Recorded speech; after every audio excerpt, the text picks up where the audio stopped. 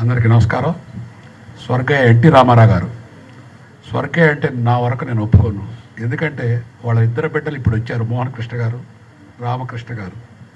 వాళ్ళిద్దరిని చూస్తే ఎన్టీ రామారావు గారు మన ఎదురుగానే ఉన్నట్టున్నారు. వాళ్ళ మొహాలు చూసినా, వాళ్ళ బిహేవియర్ చూసినా, వాళ్ళ మంచితనం చూసినా, వాళ్ళ మాటలు చూసినా.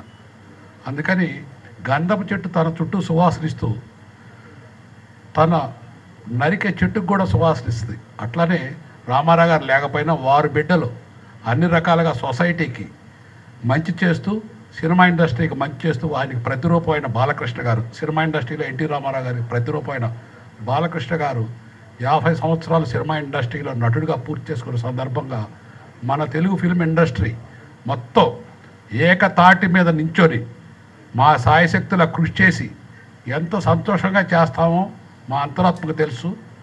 ఎంత బాగా చేయాలో అంత చేస్తామో. Telugu cinema industry